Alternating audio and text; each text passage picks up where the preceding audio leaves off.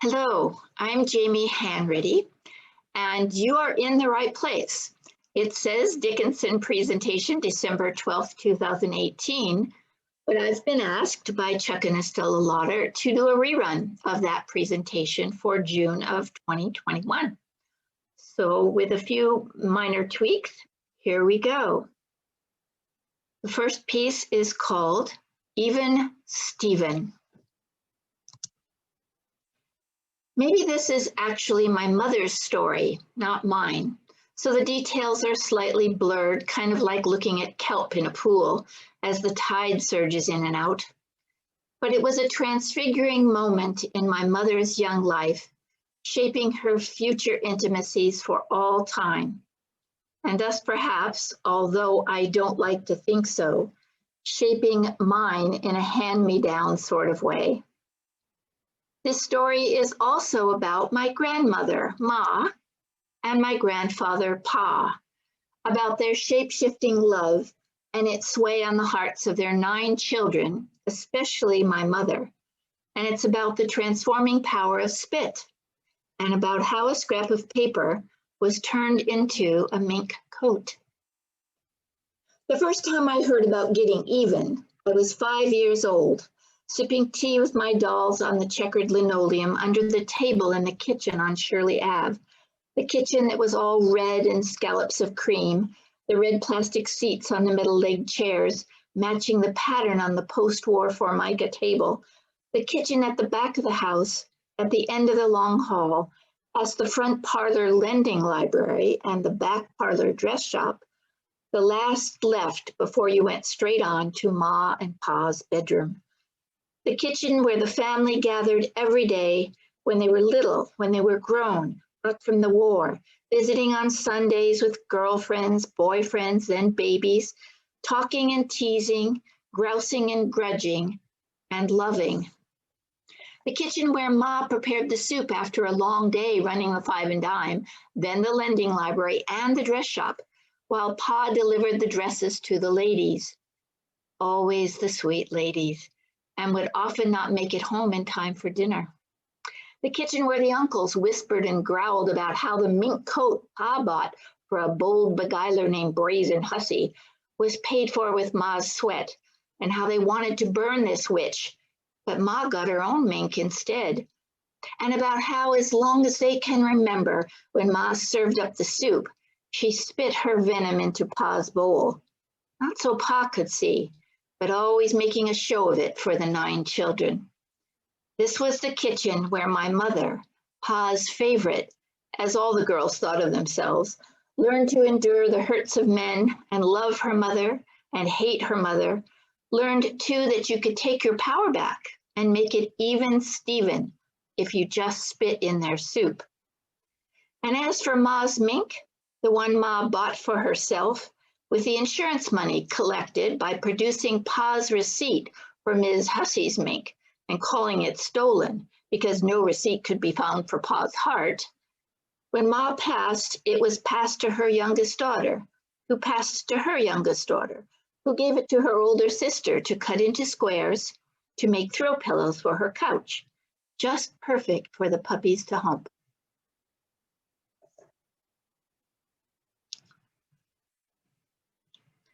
This next piece is called Before the Threads Came Apart. And my parents were married in February of 1946. And I came along in February of 1947.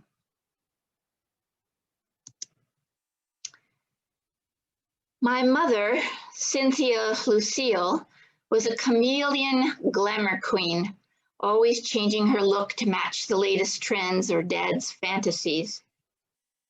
She was not hurt when I asked her not to come to school with her blonde or black or red hair and her tight capris and cashmere sweater sets colored to match her mood, because the 6th grade boys hanging out in the hall would whistle at her again, and I would be mortified. Instead, she smiled and told all her girlfriends and my father how cute this was, basking what seemed to me a strange compliment. She was not hurt when I asked her why she couldn't be more like Joanne Faney's mother, whose shapeless shifts and aprons covered hips on which she had carried 8 babies. Joanne being the middle one and my absolute best friend, mostly because we got to play house using her twin baby brother and sister for our doll babies. Plus, Joanne Faney's mother led the big girl scout troop, to which we aspired and baked. Instead, Mom smiled, dragged me with her to the hairdresser, and as you can see, I wouldn't let them touch me. The very next day, though, or so it seemed, she signed up to be assistant brownie leader and taught me to iron. Oh, how I longed to iron her blouses with the stand-up collars and rolled sleeves, or her flounce skirts that she wore out dancing with Dad on Saturday night. But she started me off with hankies, flat and easy, first showing me how to sprinkle them from an old Coke bottle, how to iron out from the middle so the edges wouldn't curl, and then to fold them, just so. These were the bits of cloth that wiped Dad's sweat as he stood at the smelter pouring ingots of lead, and that caught his spit and dusty snot after a day of buying and selling the scrap that he hauled to the furnace. These were the soothing cloths used to dab ointment onto my tiny burn after a day of helping at the plant, a day of being in heaven while we removed the long lead solder rods from their molds, and in hell if I stood on tippy toes on the wooden box and breathed in the fumes and heat and jumped back squealing from the searing splash of molten metal. These were the lace-edged cloths that Mom used after applying lipstick, and to wipe away my tears while taking turns to give a scolding flick or two in Dad's direction. What was he thinking? Since that magical time, I've had a one-sided romance with ironing, loving the feel of the smoothed fabric, mingling with the smell of hot damp, because those were the days when Dad made a modest living, before my grandfather's particular evil had fully seeped into Dad's soul, before our forced march out to California, before Mom and Dad got into the swingers scene with Hollywood wannabes, before the key parties, before the lead poisoning and the drinking broke something in his brain, and his beatings sometimes left her unrecognizable. These were the days before maids, when Mom was actually fond of keeping house, or so they called it in those days, although surely it was more like playing house for her when I was 5 and she only 22. I adored helping her to iron these squares of cloth that I could smooth and fold and store away just so. I loved these early days before the threads all came apart.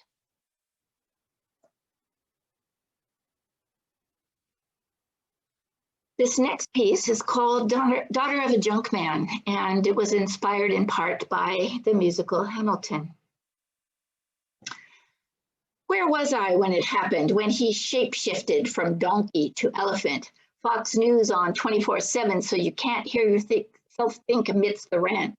Was I at school gobbling words and just breathing in principles and ideas while he was choking on lead dust and swallowing the shards of shattered ideals? Or was I with a boy and flipped, drunk with love and floating while he sacrificed and sipped the poison of self-loathing? Where the hell was I when this man who somehow taught me to have compassion for the underlot lost all of his? Or was he always thus, a latent trumpeter of bigotry, a pit of greedy self-interest, and I cocooned in the nest of ideal love of daughter for father, just missed it rather? But I remember his tears years after when seeing Amadeus and asked if he'd shed them for the loss of the kid, the prodigy, the celebrity, and he protested no, for Salieri and me, and coming face to face with my own mediocrity.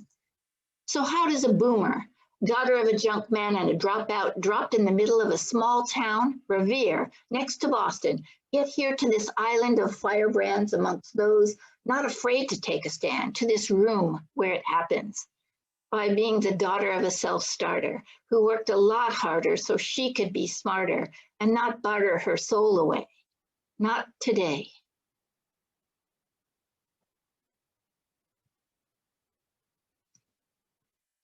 This next piece is called Harold's Heart. And obviously that's Harold. On my right, hopefully you're right as well. Harold's Heart. On a typical Santa Barbara day in June, the kind that drives the sun-seeking tourists mad, Harold and I headed down to the beach for our daily excursion. It wasn't the socked-in kind of gray, the kind where you can't see the Channel Islands and can't even make out the roll of a wave before it hits the beach. And it wasn't the kind of gray where your face becomes wet, dripping with fog or sweat from the run, or both. It was a pervasive gray, saturating everything, suggesting perhaps that some well-meaning but misguided God had turned all to gray in the name of equality. You could still see everything close and in the distance. The air was crisp, not wet, and with no wind. All was simply gray. The sky, the islands, the grains of sand, the seagulls, the shells, the 15 steps down to the beach. And the dog, my beautiful boy today, he was gray too, having just had a haircut, which revealed his salt and pepper undercoat. The rest happened all at once.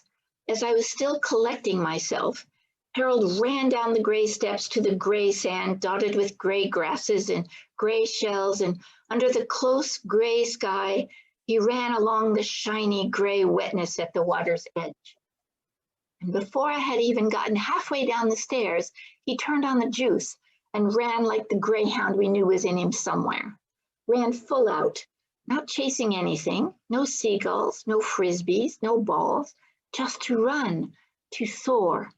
And at that very moment, with a silent whoosh, like an alien abduction, I too was running down the beach, although still there in the middle of the stairs, frozen there.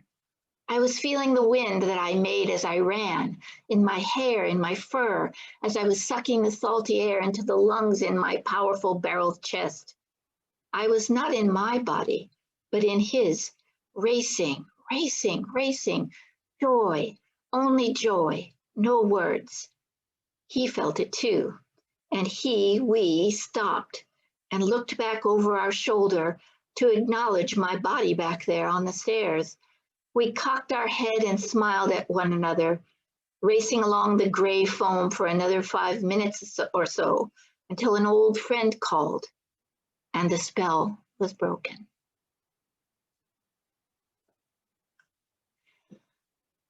This piece is called These Days. I have of late settled into a new contentment, not born from the spurning of opposites and the donning of a gray cloak of equanimity, but from the technicolor delight derived in gratitude for all things, great as well as small, weighty as water or silly as sand. But one thing still gnaws.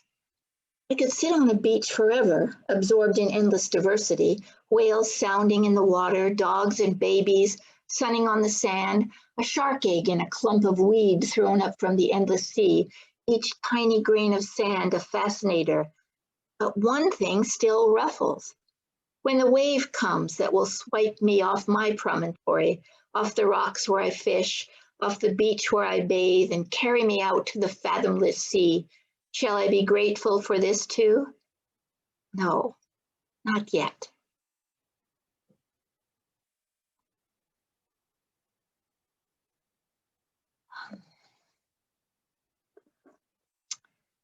This one is a little more recent than this was in 2019, called Mogadishu, after an article by Alexis Okiowo in the New Yorker.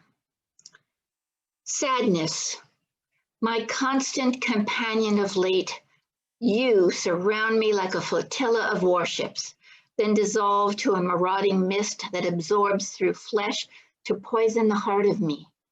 Why don't you just go away? What good does it do you to sear my soul? It won't help. It can't help.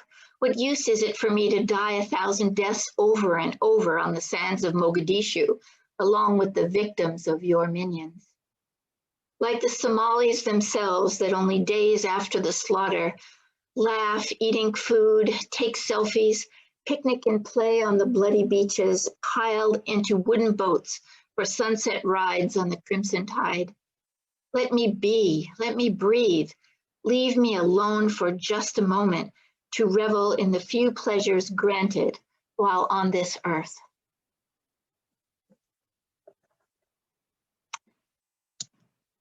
Something a little lighter.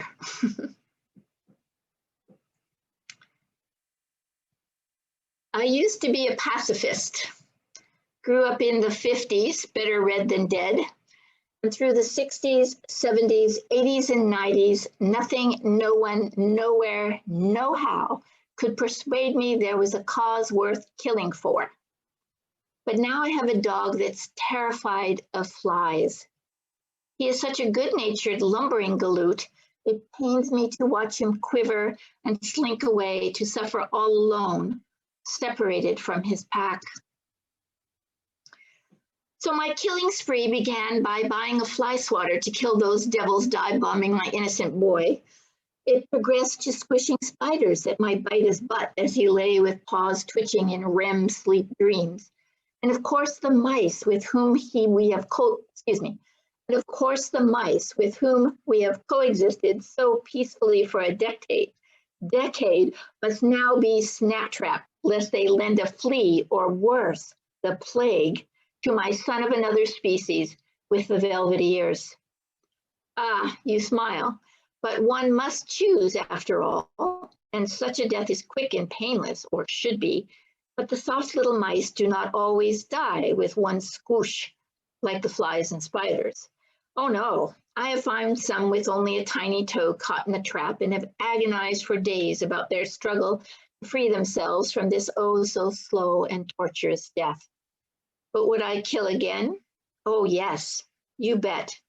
Now that I have slid off the causeway of causes, put away the little jars emptied of their exotic spices, once used to gently transfer flies from inside to outside, I know that protecting the innocent will bring me to violence again.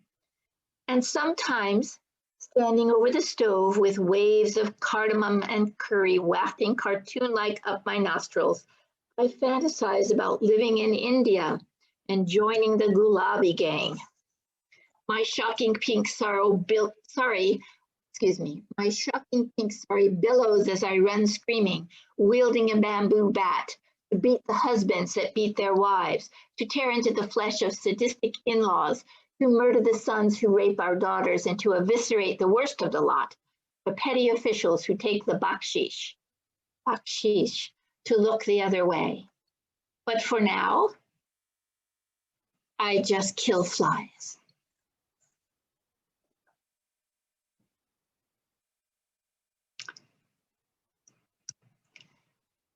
This one is called The Pads of Her Feet. It's actually written in golden shovel form, where you take the line from something, and then you use every word of that line as the end word of every line of your poem. So it's really hard to follow just listening to it. And if you're interested, you can get it printed on a page for me to see it. The pads of her feet. The pads of her feet beat out the new soft rhythm of her power. This line is from Deer Season by Kevin Barry in the New Yorker.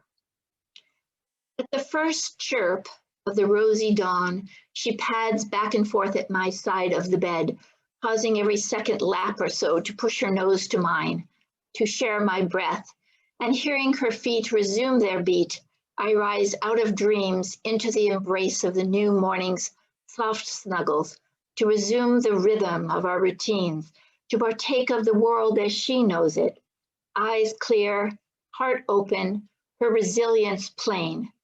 Oh, to be blessed with such power. And this is Emma, and here's a little haiku for Emma. From birth, she was betrothed to a death not glamorous, but oh, how she lived.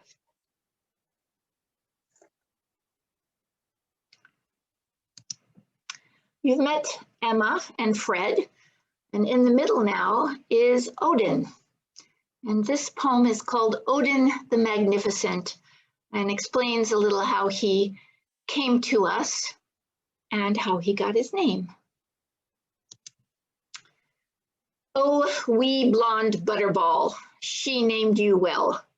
She must have known something was rotten in her Netherlands when she first found you at the shelter and used her power as a sorceress to conjure your namesake spirit, god of war, poetry, and blushable acts, full of fury and inspiration, to abide with her through the battle to come.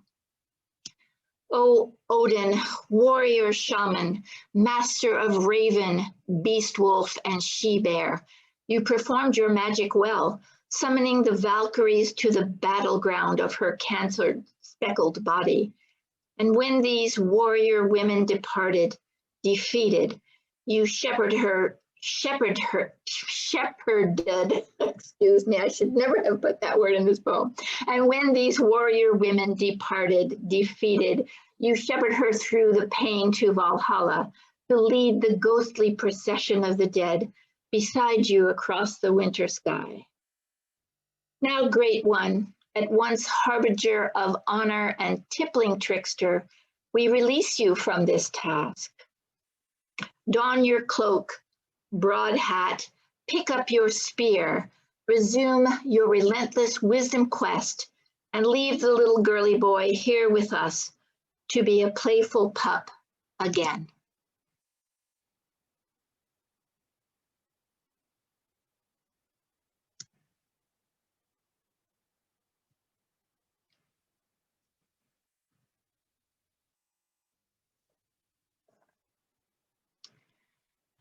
And if we were doing this live, this would have been the end of the first part of my presentation. We would have had open mic, which I am missing, hearing all of you who would have been present reading your poems. So please send me some. I would love to see a poem from you that maybe was made you think of one of yours, inspired by one of mine that you could share with me. I would love that.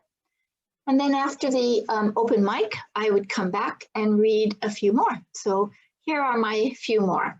This is a recent one about training our new, actually we have another puppy now that I don't have included in this slideshow. So we'll just leave Odie's picture up. This is called P Words for Pup P Training.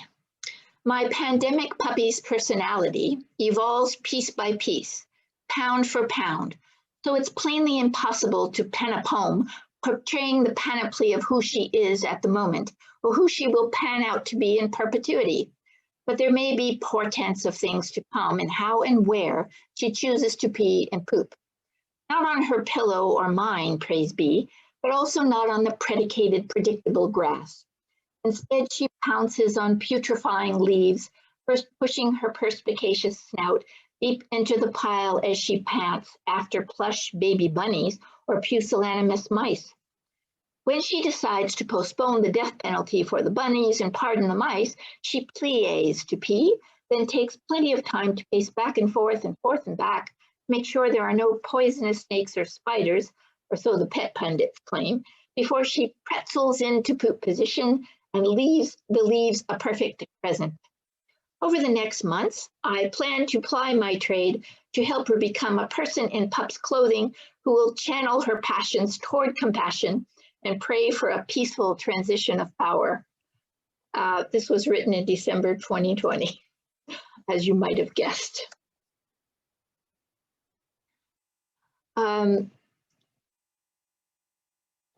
Before I go on to finish with a couple of other pieces, some people have suggested that I might have called this little collection of poems Dead Dogs and Other Relatives, because it's got a lot of dead dogs, but there are some live dogs in there. And somebody else suggested I might call it Dead Relatives and Other Dogs, which had a kind of dark humor. I kind of like that one, because then the dogs are not being referred to as dead. So maybe we'll call this collection Dead Relatives and Other Dogs. This next piece has nothing to do with that. I'm going to finish up with a couple of just light things that help you maybe get to know me a little bit better. This one's called Linoleum. Some of you may have heard this before, but I wanted to include it this time. Our local poet laureate once told me, perhaps he was joking, that if there was one word that should never be used in a poem, it was linoleum. But Mary Oliver's cat drank milk from a blue bowl on yellow linoleum and arched and stretched her black body before going out into the world to leap to and fro for no apparent reason. And it was from the safety of the checkered linoleum under the kitchen table that I heard my uncles curse a witch named Brazen Hussy that had beguiled my grandfather. And it was on the speckled linoleum of the high school multipurpose room that we stood mesmerized by their 12 strings and blonde frizz as they sang of silence and Mrs. Robinson. And besides, it was only the yellow linoleum that gave that musty old kitchen in Bruges its warmth, as even then on our honeymoon, I knew it was over. So there's surely no apparent reason to describe the use of linoleum in a poem, except that you can't say it past 3 times. And here's another one taken on a moment of introspection during travels to Italy. It's called Italian Blessing. At 50 years old, when youth had run its course, when the body has fully ripened and become just a little too plump for her to be comfortable in her own skin, she finds herself bicycling alone one afternoon on an uphill climb in the Dolomites, wondering if her lowest gear will be enough to take her over the top, when a gang of 4 approaches from behind, making her just a little nervous, being the only woman on the road that day, and being not just a little self-conscious in light of their lithe bodies and balance as they ride along hands-free. To grab her ass, to knock her over in derision, or worse, to completely ignore her. But no, instead, they bestow just the blessing she needs at this moment. Ciao, Bella, they chorus, as one after another place a gentle hand at the small of her back, and with a wink and a nod, help her over this hump. And I'd like to close with a little reflection about poetry called Poetry Knows. Poetry knows it cannot say the unsayable. It can only hold the unsayable at its center, and yet it's there, the white space in a Chinese brush painting, the silence between the words. Thank you so much. And I left this picture up because it's one of my faves, and I hope you appreciate it. Please text me, call me, email me if you know how to do that. If you don't, contact Sarah at UUFTC, and she will tell you how to get in touch with me. Thank you so much. Good night.